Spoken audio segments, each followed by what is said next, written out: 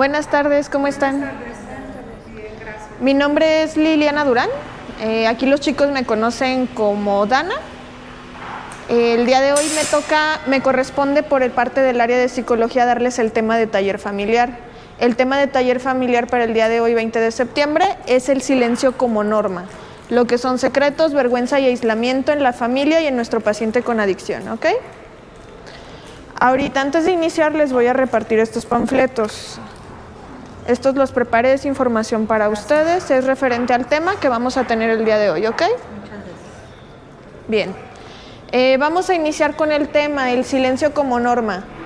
Es habitual que cuando tenemos en casa a un paciente que tiene problemas de adicción, de sustancias o dependencia, por ejemplo, al alcohol, tenemos lo que sería el silencio como norma. ¿Qué quiere decir? Que ellos mismos se avergüenzan de lo que están haciendo, entonces tienden a aislarse, a no hablar y a no buscar ayuda o no pedir consejo de nadie más. No solo pasa esto con las personas que tenemos en casa con algún problema de adicción, esto pasa también con la familia que tiene a esta persona, ¿ok? El núcleo familiar también se ve afectado. ¿Por qué? Porque a mí me da vergüenza que las otras personas vean que mi pareja, que mi hijo, que mi familiar tiene este problema con el alcohol o con una dependencia a algún tipo de sustancia o psicofármaco, ¿correcto? Entonces,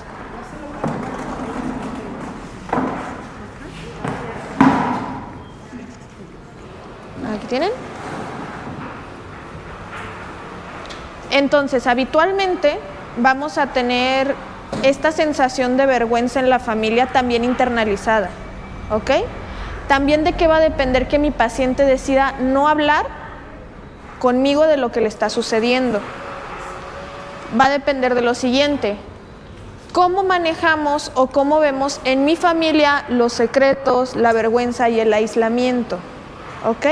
¿Cómo aprendimos, por ejemplo, a lidiar con ellos o cómo es como normalmente nosotros trabajamos este tipo de emociones y este tipo de actitudes?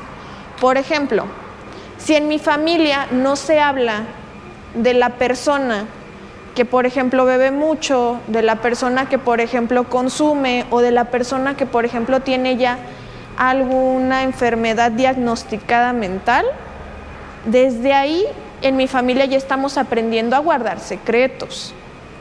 Y estos secretos después nos pueden repercutir ¿en qué? En que se alienta lo que sería nuestra vergüenza a ello. Nos avergonzamos de tener familiares que tienen este tipo de padecimientos. Recordemos que la dependencia a sustancias y el alcoholismo es una enfermedad, es una adicción. No es que no quieran dejarlo, no pueden dejarlo, ¿ok?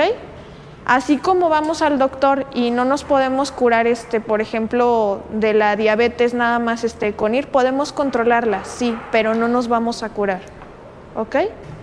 El camino hacia la recuperación para sus pacientes inicia aquí con la asesoría psicológica, inicia aquí con un tratamiento que sea conjunto. Se requiere apoyo de las familias allá afuera, se requiere que también ustedes no solo se basen en apoyar a la persona con la adicción, sino también en buscar apoyo para ustedes mismos. Podemos buscarlo por medio también de lo que son algunos grupos de ayuda. Existen grupos de narcóticos y de alcohólicos anónimos. Podemos ir a alguno de esos. Incluso también hay grupos para familiares de codependientes anónimos. ¿Por qué? Porque a veces nos toca querer rescatar a esa persona y lo que nos correspondería sería más bien soltar a esta persona. Nosotros como padres, como familia, tenemos también la responsabilidad de cuidar de nosotros, de cuidar de las otras personas que forman parte de nuestra familia, no únicamente también desgastarnos con la persona que tiene el problema de adicción. Sí requiere mayor atención, sí, pero recordemos también que en este caso también tenemos que ver por lo que a nosotros nos toca. No podemos obligar, no podemos estar tras de ellos, no podemos ser, como dicen ahorita, una mamá helicóptero. ¿Qué es una mamá helicóptero? La que se la pasa en la escuela viendo cómo está el niño, cómo está el niño, cómo está el niño. Todos los días va y le pregunta a las maestras si el niño va bien en inglés, si el niño va bien en español, si el niño va bien en educación física, en todo. ¿Por qué? Porque el niño solo va a aprender a que siempre va a haber alguien detrás de él. Y cuando sea un adulto, no va a saber tomar decisiones él solo. Entonces, parte de la crianza también tiene que ver, pero recordemos que esto es multifactorial. Pudo haber habido un factor genético ligado porque anteriormente en mi familia, como dijimos, tal vez yo no me enteré, pero estaba el secreto familiar de que tenía un tío, a lo mejor que era esquizofrénico, o que tenía por ahí alguna persona de mi familia que antes decían, estaba malo de los nervios. ¿Ok?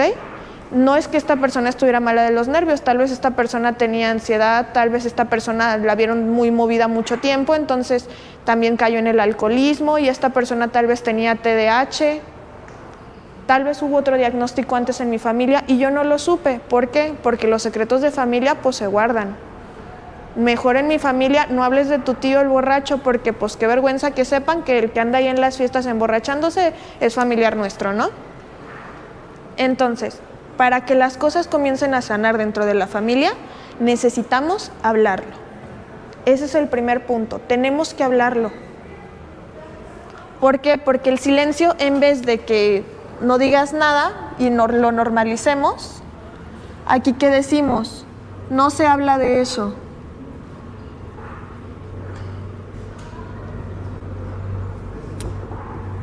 ¿De qué no hablo en mi familia? ¿Ok? En mi familia no se habla de drogas porque no vaya a ser que al niño que tengo de 12 años se le vaya a ocurrir probarlas, o vaya a escuchar y vaya a pensar, ay, ¿qué es eso que hablan los adultos? ¿No? No, en mi familia sí se habla. Y se habla desde el punto de responsabilidad y se habla desde el punto de las consecuencias que puede traer el consumo de esas sustancias. Cuando el niño tiene una edad apta para poderlo hablar. ¿Por qué? Por prevención. Anteriormente supongo llegaron a ver estas campañas, por ejemplo, que salían antes de gobierno que decían vive sin drogas. ¿Ok? ¿Quién ahorita todavía se acuerda de la canción? Y de la florecita que bailaba, ¿no? Y del niño que estaba ahí cabezoncito pero con los ojos rojos. Ok, sí nos acordamos de eso. Entonces, ¿por qué es importante que aprendamos que el silencio no debe de ser una norma en mi familia? Porque hablarlo lo hace visible. Y eso sí me va a ayudar a sanar, y eso sí me va a ayudar a irme recuperando y a saber qué es lo que yo puedo hacer por mi familiar desde el punto de vista donde se requiere, ¿ok? Donde yo sí tengo armas, donde yo sí puedo apoyar, porque no podemos cargarlos tampoco como rebozo y echárnoslo al hombro. Ya están muy grandes a veces para que los carguemos. A veces ni siquiera nos corresponde porque pues no es mi hijo, es mi pareja. A veces no es mi pareja, es mi hermano. A veces no es mi hermano, es mi tío. ¿De qué más vamos a hablar el día de hoy? Aparte del silencio como norma, que dijimos que a veces lo normalizamos y simplemente decimos de eso no vamos a hablar en familia, eso favorece a que la persona justifique también el hecho de no hablar con otros sobre el tema. ¿Por qué? Porque si en mi familia me enseñaron que de eso no se habla, pues yo tampoco lo voy a hablar. Yo a mi mamá o a mi hermana no le voy a ir a pedir ayuda y no le voy a decir que me siento mal y que comencé a consumir cristal o que comencé a consumir marihuana. ¿Por qué? Porque se ve recta, se ve que ella se va a enojar, porque la puedo dañar, porque la puedo lastimar. Y aquí es donde entra la vergüenza, ¿ok? ¿Por qué entra la vergüenza? Porque qué vergüenza que mi mamá, que mi hermana y que mi familia me vean así, que me convertí en un adicto. Porque qué vergüenza que las otras personas también allá afuera sepan que mi hermano es un adicto, que mi esposo, que mi hijo es un adicto. Y entonces, ¿qué pasó? De la vergüenza también nacen los secretos. Funciona también a la inversa. Vergüenza, secretos, guardar silencio no nos apoyan a que nuestro paciente vaya a mejorar, a que nuestra persona, en este caso con problema de adicción, vaya a confrontarlo. ¿Qué sí nos ayuda? Hablarlo. ¿Hablarlo desde dónde? Hablarlo desde el punto de vista de que me interesas, de que te quiero, pero también de que requieres ayuda y requieres apoyo.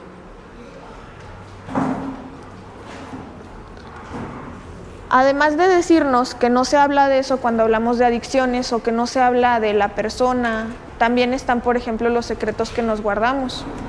Nos guardamos los secretos entre la misma familia. Hay secretos que son para adentro y secretos que son para afuera. No le voy a decir absolutamente a nadie de la familia, prefiero manejarlo yo de manera interna porque pues es mi hijo o es mi esposo y mejor nada más así entre nosotros. Hijos, ustedes no vayan a hablar con nadie en la fiesta de tu tía de lo que está pasando con su papá o con su hermano, ¿ok? De eso no vamos a hablar entonces, sigue estando ahí el silencio. ¿Qué va a pasar? Que por ejemplo ya entró a un proceso, ya salió del proceso y cuando sale nadie sabe que él tenía un problema. Y por no saber que él tenía un problema, en la fiesta pues sí le ofrezco una copita, como compadre me vas a decir que no. En ese caso, por ejemplo, nos habría ayudado que el resto de la familia sí supiera, si estuviera en el mismo canal, para que sepan que necesita ahorita estar en abstinencia. Además de eso, tenemos también el aislamiento de la propia persona. Cuando ya no nos quisieron decir porque, como dijimos, llegó la vergüenza y qué vergüenza decirle a mi mamá, a mi papá o que me vean cómo ando. Entonces mejor ya no llegué a dormir. Entonces mejor ya no dije nada a mi pareja y nada más digo que ando muy cansado, muy estresado y que por eso ando de malas, ¿no? En vez de admitir que vengo mal. Que la verdad es que sí, consumí algo, me fui bien arriba y ahorita ya no supe ni qué hacer con mis emociones y a lo mejor ya incluso llegué a romper algo en casa. Hay situaciones que se nos pueden salir de las manos, pero hay situaciones que se pueden ver muy normales. No todas las situaciones son iguales. No siempre vamos a ver a la persona adicta dentro de su papel de la adicción. De vez en cuando va a volver a ser la persona que vimos. Y vamos a decir, ya no anda tan mal, ya anda bien esta semana. Recordemos que es responsabilidad de ellos. Posterior al tratamiento es responsabilidad de ellos. No podemos ser la mamá helicóptero tras ellos, pero sí podemos decirles, aquí estamos y te apoyamos. Y aquí está mi oído y te escucho. Aquí está mi hombro, apóyate tantito para que te puedas levantar. Nada más. Lo que me corresponde, no más, no me voy a desgastar por esta persona, pero tampoco la voy a dejar a la deriva, con límites claros. Eso es lo que se requiere también, que tengamos límites claros porque a veces no supimos cómo establecerlos. Además de los secretos y la vergüenza, la familia también puede llegar a caer en el aislamiento junto con su familiar adicto. ¿Por qué? Porque me da vergüenza, entonces ya no voy a ir a la fiesta de tu tía, porque si voy a la fiesta de tu tía, pues tengo que llegar a tu papá y verlo cómo anda, entonces no voy a ir. O simplemente no voy a ir a las fiestas ahorita porque pues lo tengo ahorita en clínica, está pues en rehabilitación, no quiero ir y que me vayan a preguntar cómo está o que me vayan a preguntar por él. También la vergüenza nos afecta a nosotros y afecta también a nuestro familiar. Como ven, es un proceso de duelo por el que pasa la familia y por el que pasa la persona también cuando entra a un tratamiento de rehabilitación. Ustedes también van a pasar por el cuarto y van a decir, ay, mi hijo, o ay, ahí está el coche, mi viejo. Se van a acordar de ellos y los van a extrañar, pero también es por su bien. Y ustedes pasan su proceso de duelo allá afuera y ellos pasan su proceso de duelo aquí dentro también. Ellos también requieren esta atención que ahorita por parte del área de psicología pues les apoyamos con eso, en ayudarles a estabilizarlos para que cuando los vean pues los veamos bien en la visita, para que lo disfrutemos bien.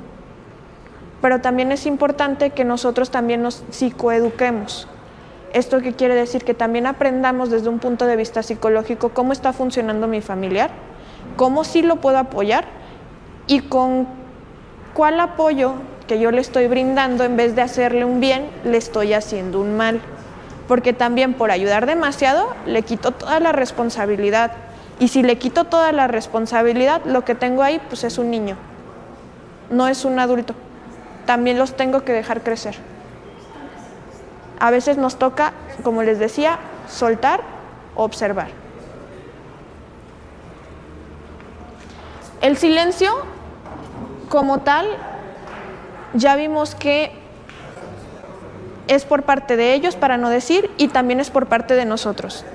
Si enseñamos que en la familia de eso no se habla, pocas veces van a saber lo que queríamos evitar.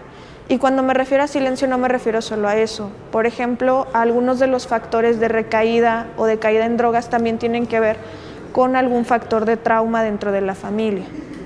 Si mi familiar pasó por algún proceso traumático, alguna pérdida, vio algo impactante para él, también esto puede jugar a favor del consumo. ¿Por qué? Porque él nunca lo habló. O porque yo supe pero nunca lo llevé a recibir atención también.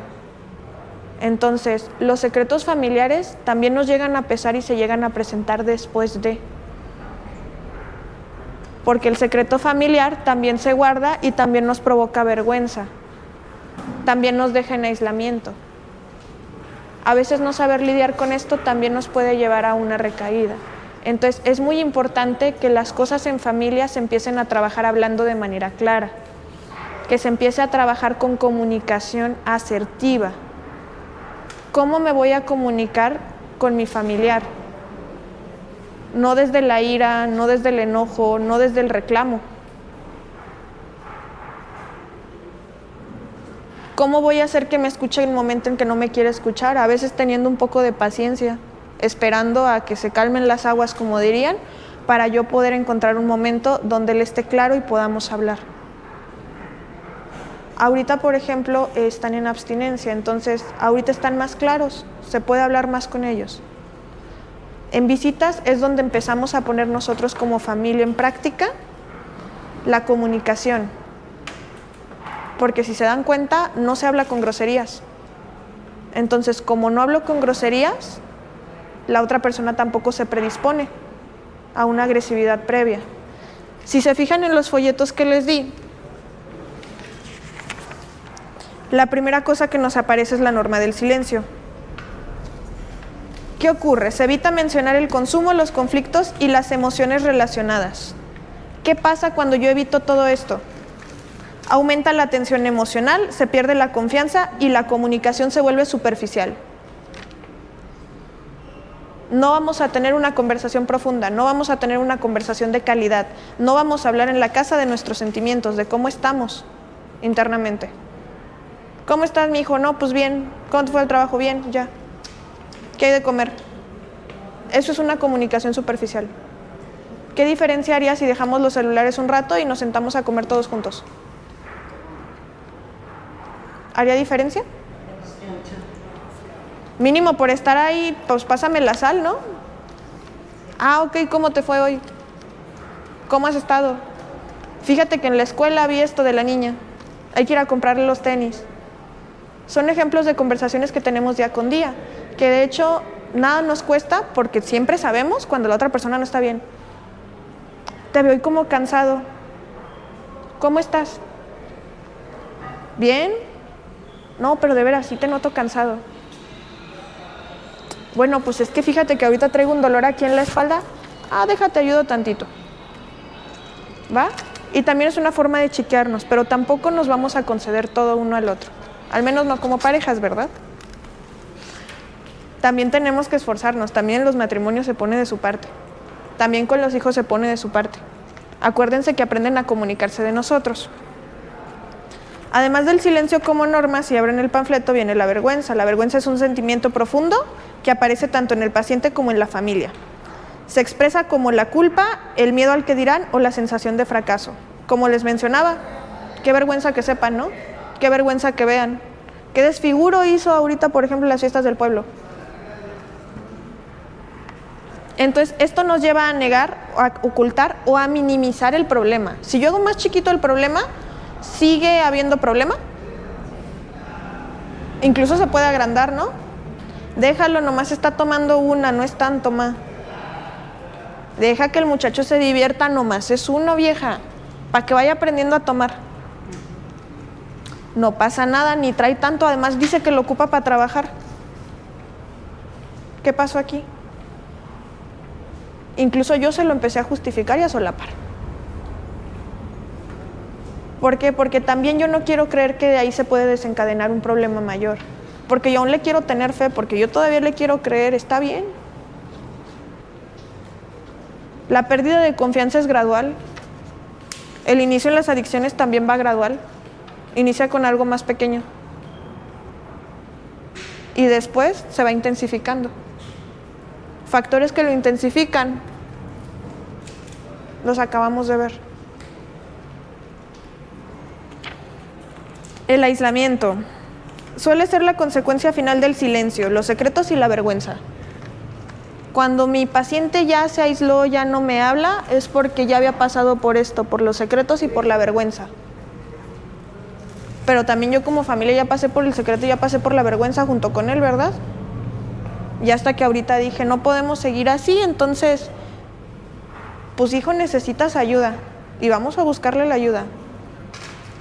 Amor, ocupas ayuda, es en serio, te veo mal, ya no eres el mismo.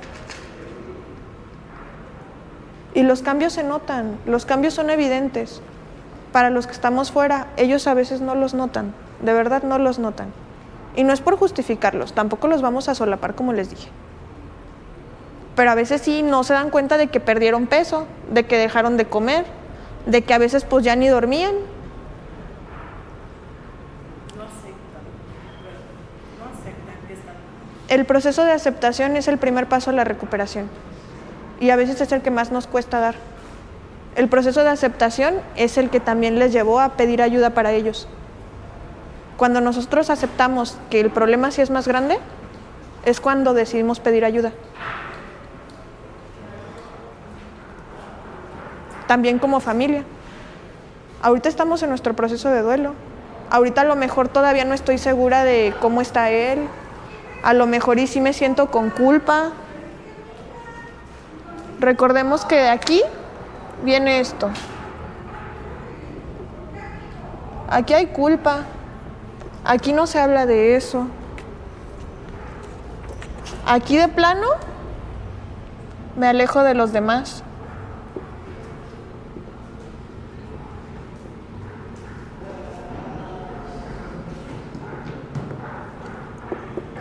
Y no solo se queda él sin redes de apoyo porque se alejó, a veces hasta se fueron de la casa, sino que también nosotros como familia nos vamos alejando.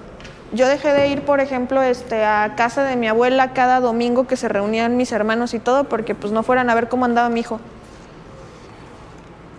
Entonces ya mejor no voy. Y ya después mi familia ya no me invita a nada porque pues es que ya no venías, pues ya por eso ya no te dijimos de la boda, ya no te dijimos del bautizo, ya no te dijimos de lo demás. Y también se aisló.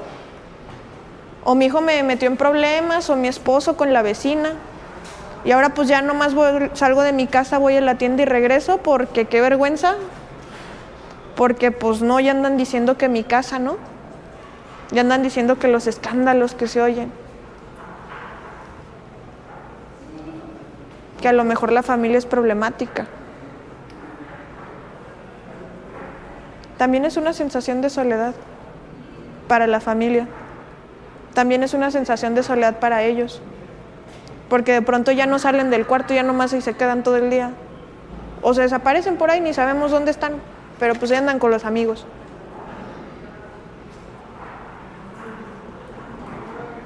Detrás del consumo hay una insatisfacción con la vida que se lleva por lo regular. Tenía casa, tenía mi esposa, ya tenía el coche, tenía buen trabajo, pero había algo que me estaba haciendo falta, algo que a lo mejor no vi, algo que resurgió tal vez en una emoción un día y no lo supe manejar y no supe qué hacer con eso. Y me comí la emoción y no quise preocupar, no quise hablar, me aislé, me avergoncé de cómo me estaba comportando. Y entre más vergüenza, más culpa me dio, y entre más culpa, más vergüenza, y más me callé y ya no supe y ya no dije nada. ¿Le suena familiar?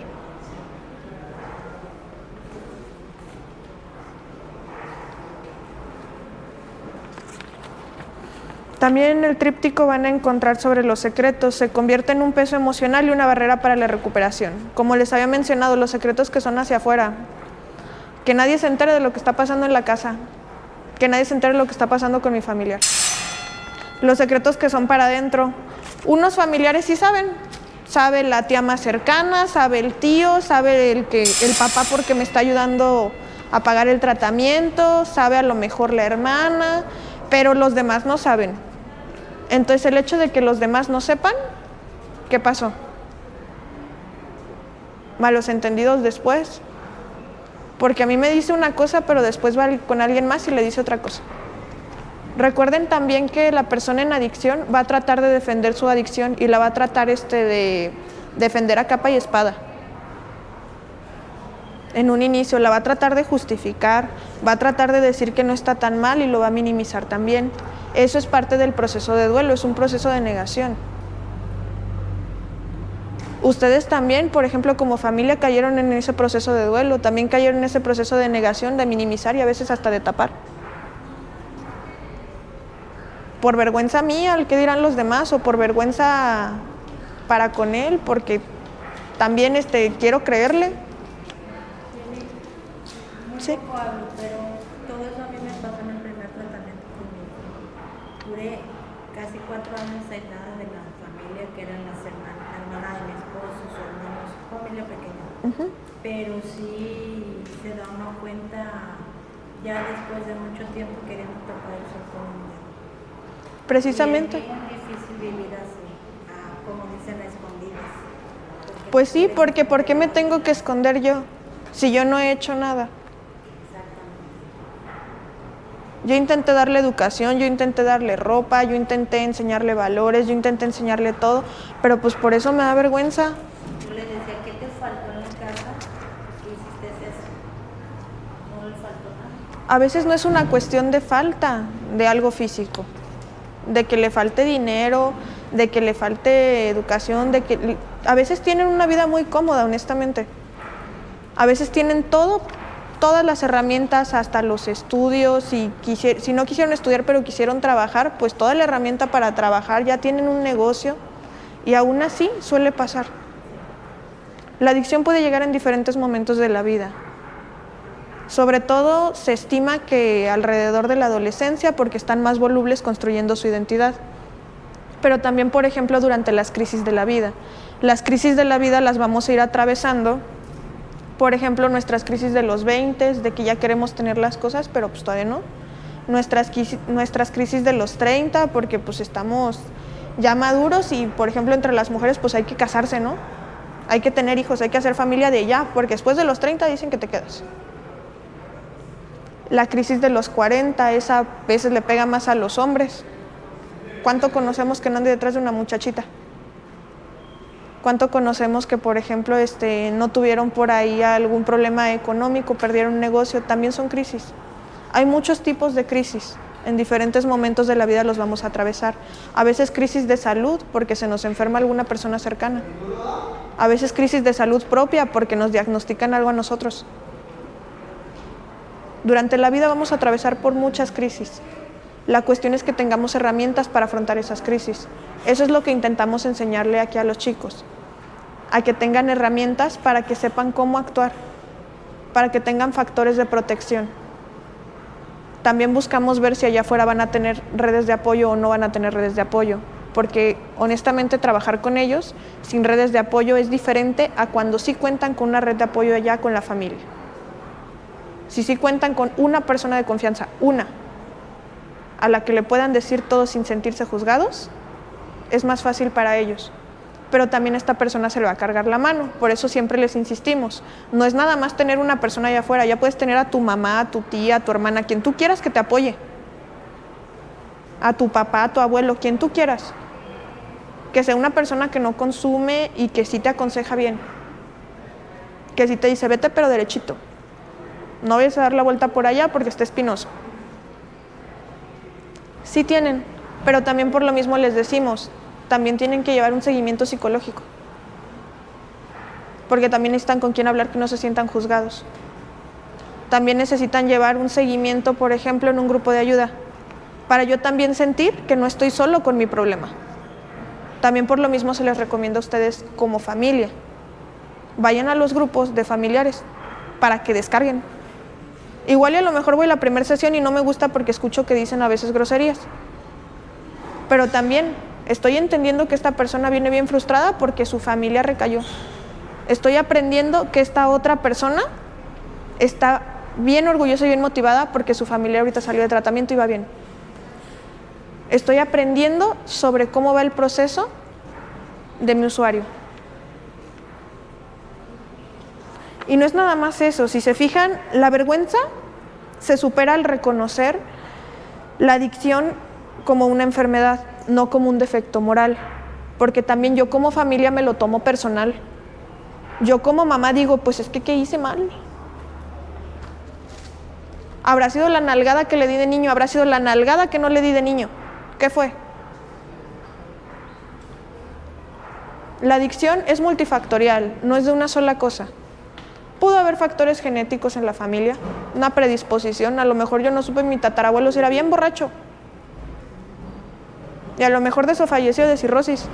Pero a mí me dijeron que pues andaba en el monte, se cayó un caballo, ¿no? Le ganó el caballo a la cirrosis.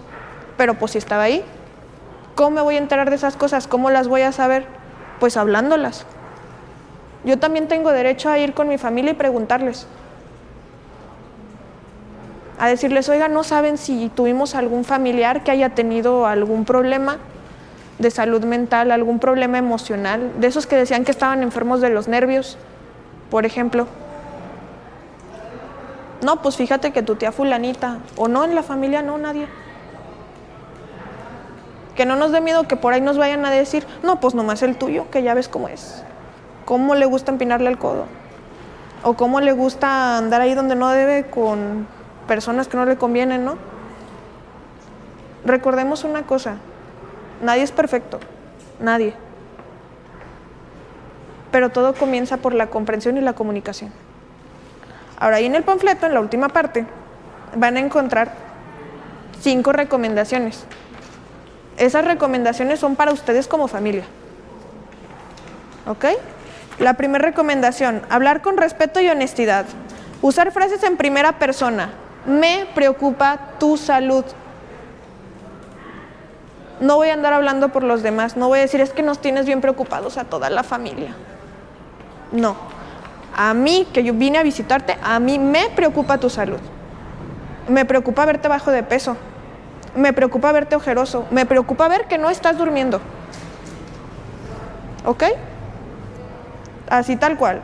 Evitar la negación. Reconozcamos que lo que ocurre sí está ocurriendo, sin exagerarla y sacarla de proporción, sin martirizarme por ello, sin hacerme un episodio de La Rosa de Guadalupe en mi cabeza porque, ay, mi muchacho, ¿dónde está y cómo estará?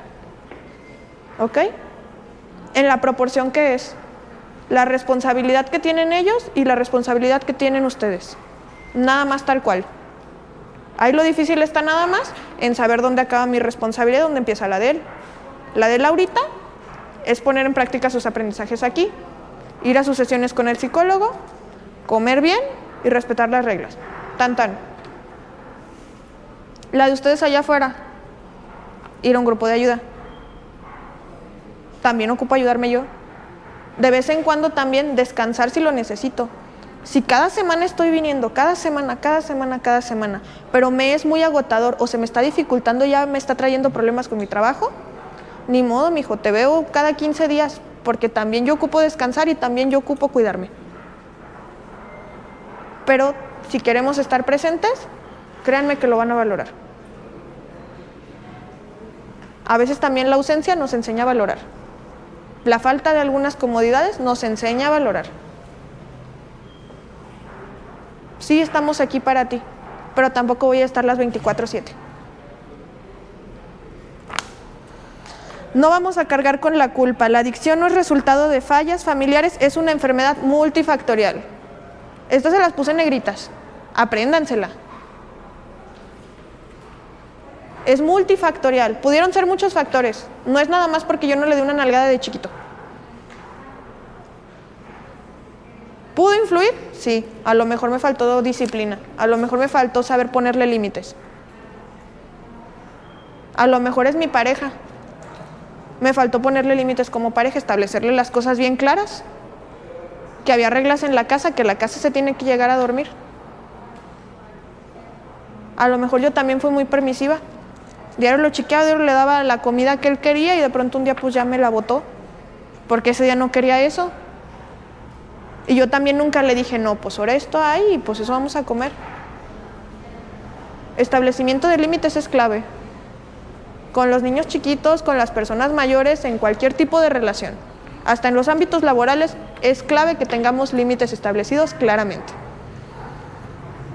Vamos a promover espacios de confianza, fomentar diálogos abiertos, reuniones con familiares sanas y momentos de convivencia. ¿Dudas hasta aquí?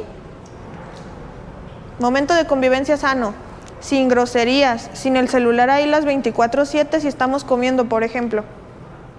Dejamos el celular en una canastita, no les va a pasar nada si no tienen el celular 5 minutos. Vamos a comer bien, vamos a comer juntos, vamos a cenar a gusto. Ahorita que fueron fiestas patrias, vámonos por un pozole. A comer a gusto, tranquilos, sin necesidad de más. Tiempo de calidad. Buscar el apoyo externo. Terapia familiar, grupos de autoayuda, como Al-Anon, Nar-Anon o codependientes anónimos. Si ustedes sienten que les cuesta muchísimo dejar a su paciente ser y ser ustedes y ya se perdieron junto con él, aquí atrás vienen unas recomendaciones. Les incluí 3 películas, si no somos de los que nos gusta leer o no tenemos mucho tiempo para leer, 3 películas que pueden buscar y ver, para que entiendan un poquito y ahí mismo les dice desde qué punto de vista, para que no vaya a haber malinterpretaciones. ¿Ok? También les puse 3 libros. Los libros van enfocados hacia ustedes como familia. Uno es El dilema del adicto, que les ayuda para que ustedes vean la experiencia familiar y cómo apoyar sin caer en sobreprotección. Sin caer en el, ay, pobrecito de mi hijito, pobrecito de mi esposo. Porque tampoco los podemos pobretear toda la vida. Algunos por pobretearlos andan aquí. No más codependencia, de Melody Beattie. Este tiene 2 libros. La primera parte es No más codependencia y la segunda parte es Ya no seas codependiente.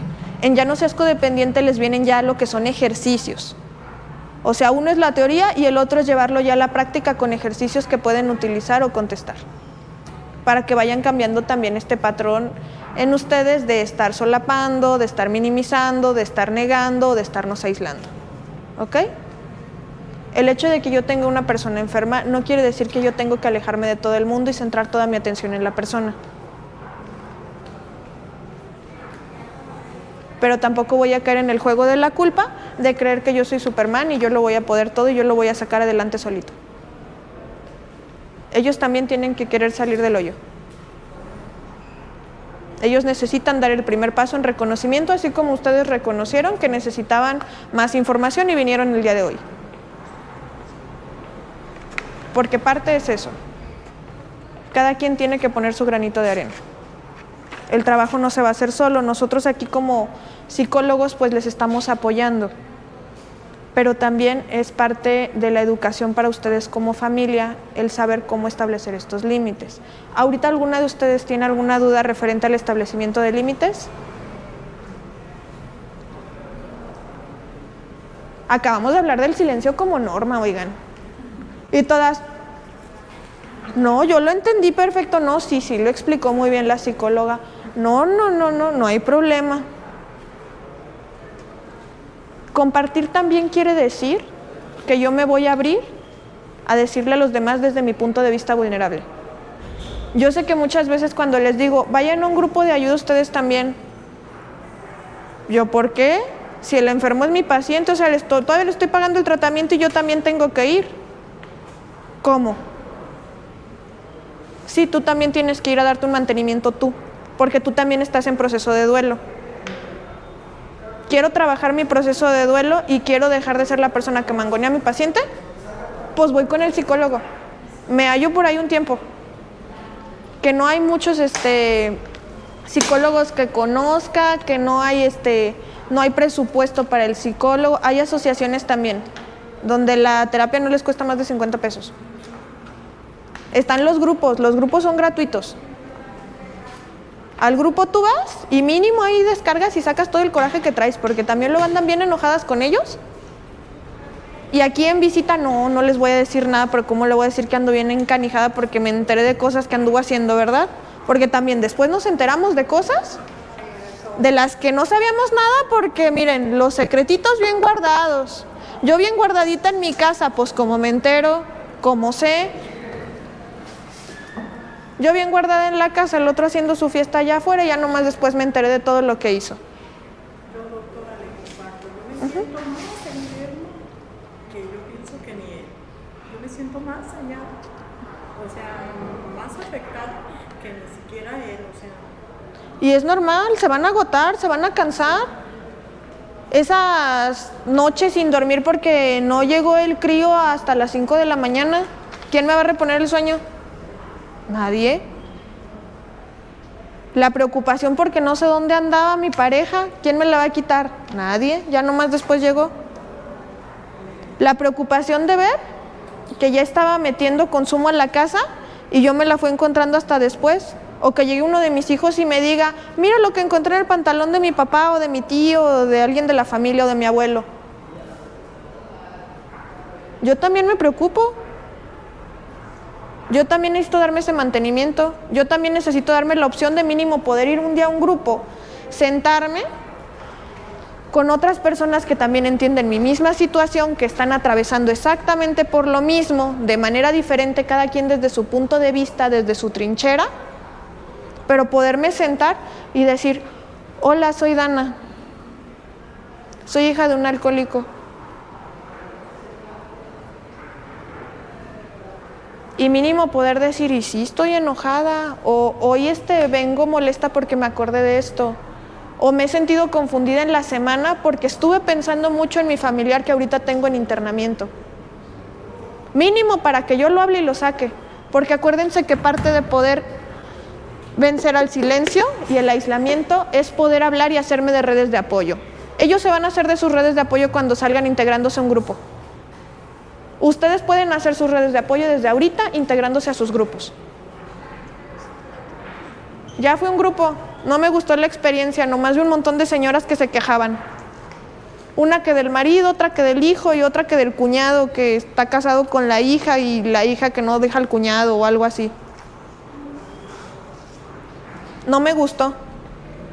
No, pero al menos lo intentaste. Ok, tal vez el grupo no es para mí. Hay internet, hay YouTube, hay páginas. De hecho, ya a veces dan hasta conferencias de narcóticos anónimos en línea. En Zoom las pueden tomar a veces. Tiempo para ver la novela sí tengo, ¿verdad? Pero no, es que yo quiero saber cómo le fue a la Zuleima y cómo le fue a la Quillón y yo quiero ver pues cómo se enamoran ahí del guapote del Levi o del Henry Cavill, ¿no? Yo quiero ver esas mejor. También tenemos herramientas, úsenlas. Yo ahorita les hice un tríptico y yo creo que está bastante digerible la información, está bastante fácil. Quiero ver algo que me ayude a comprender un poquito cómo está mi persona adicta. Ya les dije, aquí vienen 3 recomendaciones. Una película se llama Beautiful Boy, es de 2018, refleja la forma de manera más realista del desgaste familiar. Está muy buena esa. Para que yo sepa precisamente cómo se va desgastando mi familia y para que yo sepa que es normal que yo sienta este desgaste. Para que no me culpe y no me esté latigando y no me esté diciendo que por qué en mi familia.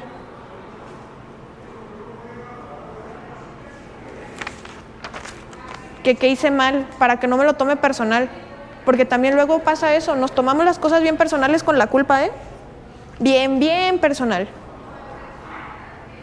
Personal lo que le sigue, es que cómo me pudo hacer esto a mí, no te lo hizo nada más a ti, te lo hizo a ti, a toda su familia, a su mamá, a su abuela, no le dijo a nadie. A él mismo. Se lo hizo a él mismo. Y créanme que entre las personas con adicción no hay absolutamente nadie más de familiares, aunque se caigan gordos, aunque se pelearan, aunque se divorciaran. No hay nadie con quien lleve peor relación un adicto que con él mismo. Y no hay nadie a quien odie más que a él mismo. Porque dentro de ellos saben que sí tienen la responsabilidad, que sí pudieron haber hecho muchas cosas diferentes. Pero por algún motivo no lo hicieron. Algunos sí te saben reconocer por qué lo hicieron. Algunos ni siquiera están conscientes de por qué lo hicieron. Algunos todavía nos escondemos porque cuando algo nos duele nos escondemos detrás de.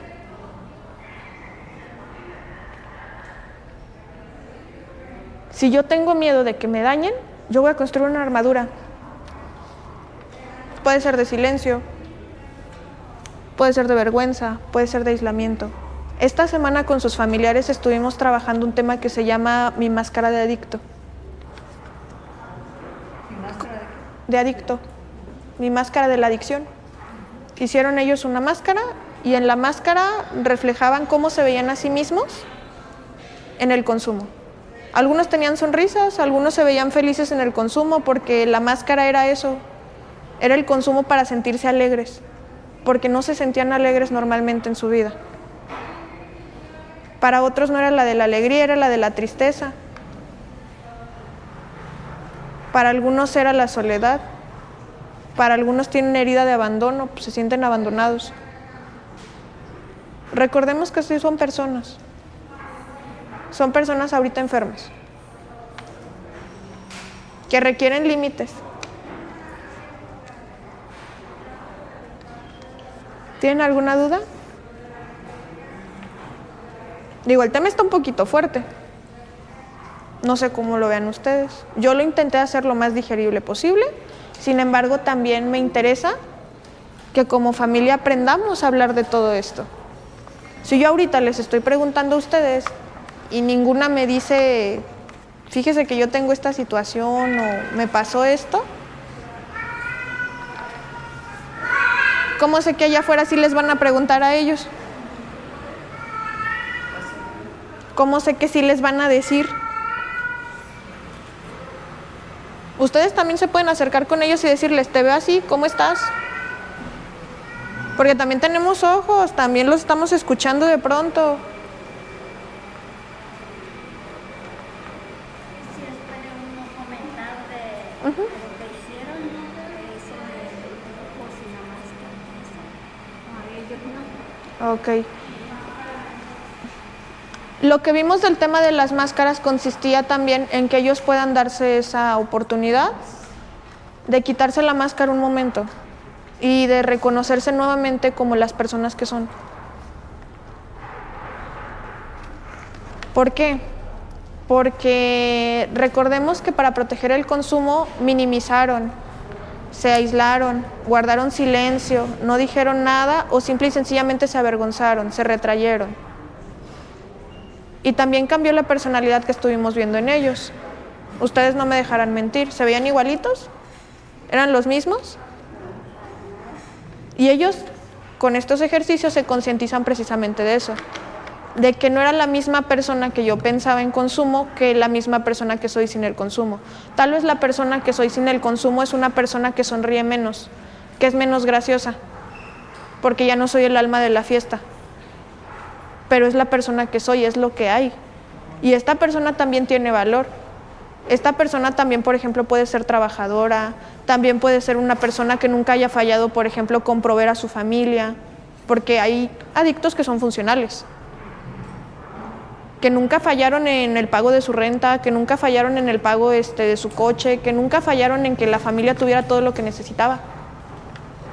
O también está la otra parte. Me volví una persona irresponsable. Sí le empezaron a faltar cosas a mi familia, sí empecé tal vez a tomar algo que ya no era mío o a empeñar mis cosas, porque ya era por el consumo.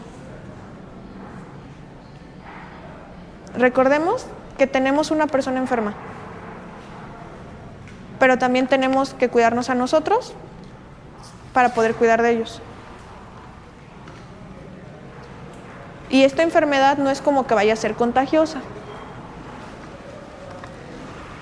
pero sí tenemos que tener cuidado cuando tenemos, por ejemplo, personas más pequeñas en la familia, para que no se vaya a normalizar esa conducta. Ustedes mismas lo van a ver, si tienen familiares más pequeños en la familia, como sobrinitos, como hijos, que no normalicen esta conducta, depende precisamente de que aprendamos a hablar y a no guardar silencio referente a esto. Los mismos niños se dan cuenta y les llegan a preguntar, ¿por qué mi tío se puso así en la fiesta? ¿Por qué mi tío se porta como que raro a veces? Oye, mami, papá andaba como que raro hoy, ¿no? Trae los ojos así medio rojos. Si no queremos que se repitan los patrones de conducta, tenemos que empezar a hacer las cosas diferente. y si como familia podemos empezar a hacerlo desde simplemente empezar a entablar plática, pues empiecen a entablar plática con sus familias. Si empecé a aislarme, empiezo a acercarme a mi familia. A menos que eso sea un factor de recaída para mi familiar, me lo consideraría o lo pensaría más, ¿no? Pero si en mi familia no hay historiales de consumo, nos la llevábamos bien, pues me voy a acercar yo también, porque de vez en cuando yo también necesito un apapacho de mi mamá, de mi abuela o de mi familiar. ¿Ok? ¿Hasta aquí tienen alguna duda referente al tema? ¿Algo que quieran externar, decir? Yo, referente a lo último que usted mencionó de lo de la familia, en mi familia pues no es secreto lo que estamos pasando, pero sí, bueno, tampoco tengo problemas porque mis hermanas pues me quieren mucho y quieren mucho a mis hijos, y en ese caso pues sí tengo apoyo de ellos. Mis hijos, hermanos de mi hijo, el que está aquí, pues son dos, y mi hijo 3. También, o sea, todos me están apoyando, pues, aunque ellos no estén ahorita aquí cerca, porque ellos viven lejos, pero están al pendiente de su hermano, siempre lo han estado. Y el que está aquí es el mayor, y son más maduros los más chicos, tanto en responsabilidades como en pensamiento. Y el que está aquí es muy trabajador, pero le gana más. Recuerden también que siempre aprendemos de lo que vemos o tenemos cercano. A veces tener un mal ejemplo nos da la opción de que nosotros podamos elegir hacer lo contrario, de manera consciente.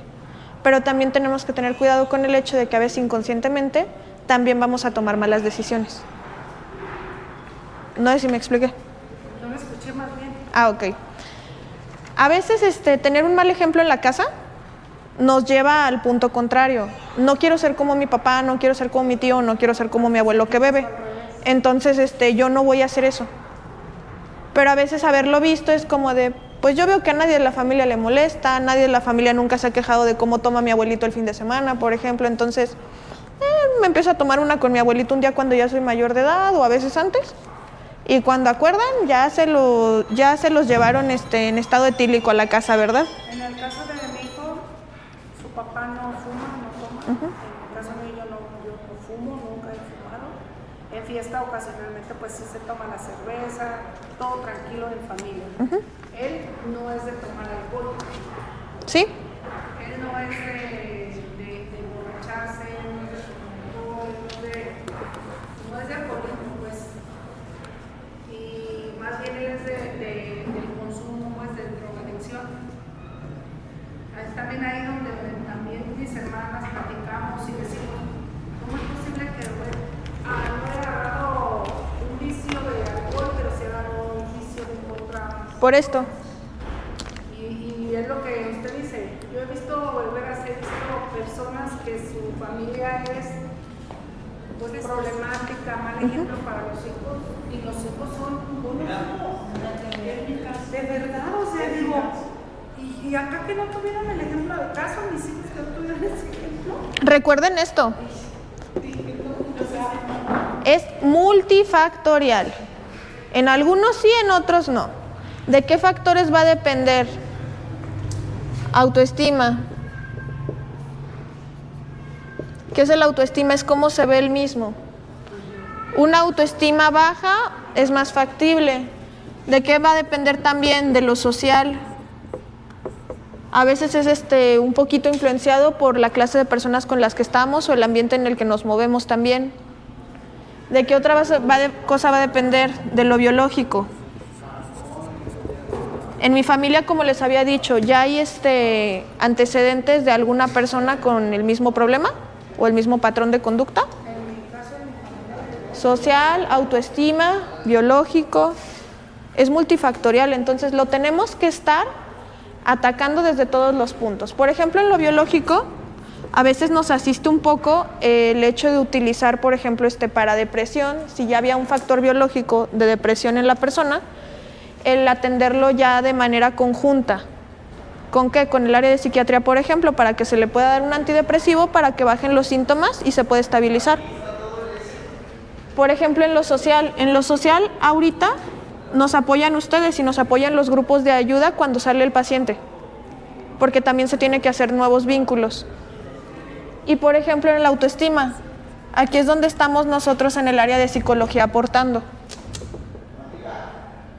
Ahorita es nosotros donde le estamos apoyando a su paciente, pero el trabajo como tal es de él.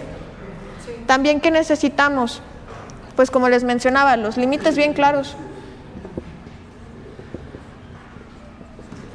Y ocupamos que también comunicación. Eso de los límites, yo lo puse con él cuando vivía conmigo cuando era más chico. Y fue la declaración de que él se fuera de la casa. Me dijo, es que yo no quiero tus reglas y las aguanto. Es que si nunca antes... Y me pongan nada y se fue. Le digo, ok. Es que si nunca antes te han puesto ningún tipo de límite, el hecho de que te pongan un límite es el acabose, es el fin del mundo, es cuando yo voy a explotar. ¿Por qué?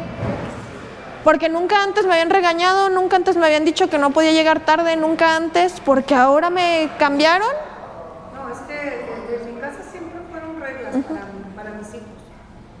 Pero ya cuando él empezó a crecer más, quería más horario, quería no llegar, quería decir, no, es que estás en mi casa, hijo. Aquí tienes que llegar a un horario, porque si quieres ya no es la una, es las 2, pero no van a ser las 3. Ok, ahí los límites se ponen claramente. ¿Recuerdan el panfleto que les di? ¿Qué dice el punto número 1?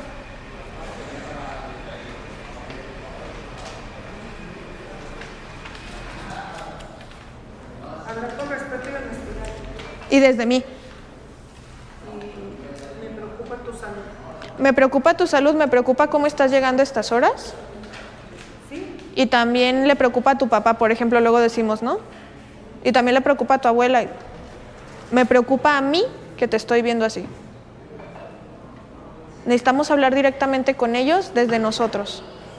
Porque también a veces cometemos el error de hablar por más personas.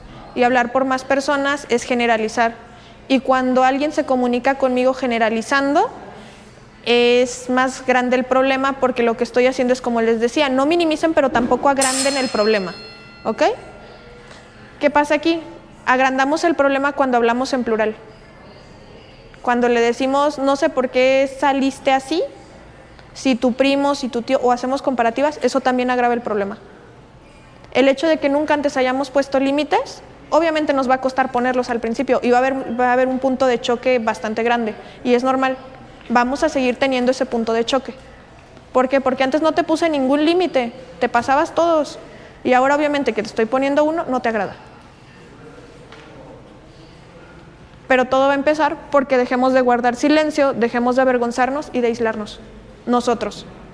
Si nosotros empezamos a ser personas más abiertas, empezamos a comunicarnos más con los demás, nuestros hijos incluso que están más pequeños, o las personitas que tenemos familiares pequeños, vamos a ver este cambio también. ¿Qué pasa en las familias donde se hablan mucho, se hablan todo el tiempo? La mamá llega y le cuenta todo al papá y el papá le cuenta todo a la mamá. El niño aprende a comunicarse muy bien. El niño es luego el periquito que te dice la maestra que todo el tiempo quiere estar hablando con el amiguito o con alguien más porque siempre tiene algo que decir. A comparación de los niños que crecen más retraídos, que no saben cómo expresarse. Entonces, ahorita nuestra tarea como familiares es aprender a comunicarnos, es educarnos un poquito más para también saber cómo puedo encontrar alternativas para tratar con ellos. Hagan un ejercicio simplemente, si quieren háganlo en casa. Primero cuestionarme qué secretos familiares tengo. ¿Qué secretos familiares tengo ahí que pudieran, por ejemplo, haber afectado un poco? Y hacerme cargo de ellos. Puedo también ver a mí qué me faltó, qué siento yo que me faltó, y hacerme una carta. Me perdono, para que vayamos sobrellevando un poquito las culpas que traemos. Me perdono por no haberle dado la nalgada a tiempo, van a decir algunas, supongo. Me perdono por no haber estado a lo mejor ahí presente contigo cuando estás más chiquito, porque pues tenía que trabajar o porque tenía otras prioridades,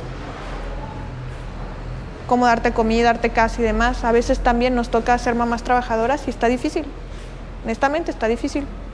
A veces nos toca ser la mamá que está en casa, y ni siendo la mamá que está en casa sabemos qué es lo que estaba pasando en casa. Entonces, también perdónense por eso. Trabajen las culpas. Si tienen opción de ir a terapia psicológica, vayan a terapia psicológica. Si no tenemos la opción, vayan a los grupos. Mínimo para que descarguen, porque también es un proceso de duelo para ustedes. Ustedes un día también van a estar enojadas, otro van a estar cansadas, otro día van a estar llorando, otro día van a pensar que todo va a estar bien, otro día van a estar ilusionadas y otro día desilusionadas. ¿Ok? Entonces, tomen las herramientas que tengan a la mano, úsenlas. Ahorita ahí tienen recomendaciones de películas, pueden verlas y ese es su criterio. Pueden buscar tal vez también algún libro para que lo comprendan un poquito mejor. De mi parte por hoy sería todo. No sé si tengan alguna duda más. ¿Algún libro que me recomienden para, en este caso? Bueno, a mi hijo sí le gusta leer mucho, la verdad, siempre ha sido él de lectura, pero no sé si no aprende de lo que lee, pero sí le gusta leer mucho. ¿Algún libro para traérselo que me recomienden? ¿Tiene problemas para comunicarse? No, hasta eso. ¿Sí es muy sociable? Sí, Ok. sí, muy social. Nunca lo he tenido así como ustedes desde chiquito, él al año empezó a hablar y andaba así como periquito. Ok.